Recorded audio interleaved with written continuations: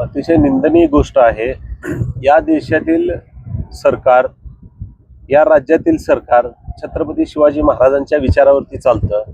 आपण सगळ्यांना सांगतो की आम्ही सर्वजण छत्रपती शिवाजी महाराजांच्या विचाराचे अनुयायी आहोत। अशी परिस्थिती असताना सुद्धा एक तरुण आमचा भाऊ इंजिनियर महेश पाटील गेले 28 दिवस झालं धरणे आंदोलन करतायत। आणि सगळ्यात वाईट गोष्ट म्हणजे आज उपोषणाचा 3रा दिवस आहे। एक तरुण सहकारी छत्रपती शिवाजी महाराजांचं स्मारक अरबी समुद्रात व्हावं म्हणून गेले 28 दिवस झालं धरणे आंदोलन आणि उपोषणाचा 3रा दिवस आहे करतोय।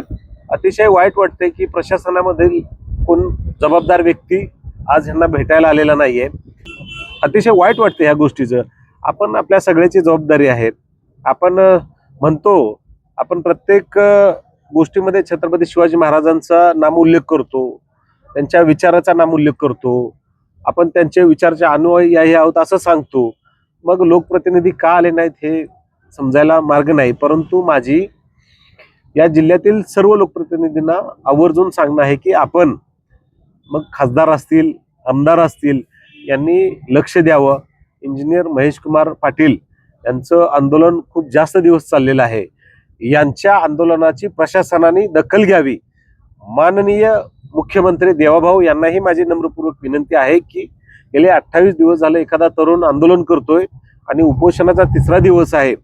माननीय देवाभाऊ या राज्याचे उपमुख्यमंत्री माननीय एकनाथजी शिंदे साहेब आणि या राज्याच्या पहिल्या महिला उपमुख्यमंत्री माननीय सुनेत्रा वहिनी या सगळ्यांना विनंती करतो की आपण या उपोषणाचं दखल घ्यावी आणि यांच्या ज्या मागण्या आहेत यासाठी लवकरात लवकर या मागण्या पूर्ण करावं आणि अरबी समुद्रामध्ये छत्रपती शिवाजी महाराजांचं जे ठरलेलं स्मारक आहे, जो ठरलेला पुतळा आहे, ज्याचं उद्घाटन झालेलं आहे, तो पुतळा लवकरात लवकर करावा आणि या उपोषणाची अतिशय नम्रपूर्वक विनंती की लवकरात लवकर दखल घ्यावी।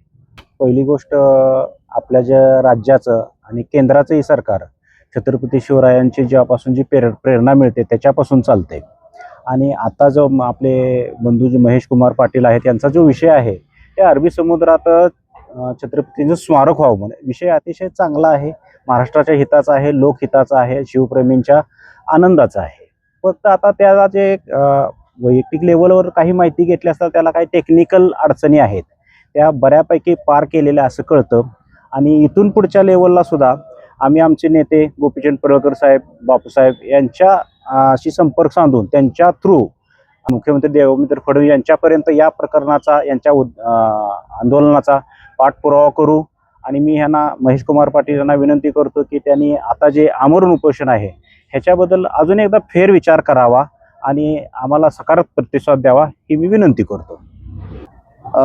महेश कुमार पाटील यांनी जे उपोषण धरलेलं आहे ते सर्व जनतेसाठी, सर्व मावळ्यांसाठी, छत्रपती शिवाजी महाराजांवरती जेवढे मावळे प्रेम करतात त्यांच्यासाठी हे उपोषणाला बसलेले आहेत। आणि आज 3रा दिवस आहे तरी या कोणीही म्हणजे यांना भेटण्यासाठी आजपर्यंत आलेलं नाही, म्हणजे आलेलं नाही। जोपर्यंत हा विषय अधिवेशनात घेतला नाही तोपर्यंत हे आमरण उपोषण महेश पाटील सोडणार नाहीत आणि आम्ही त्यांच्या शेवटपर्यंत सोबत राहू।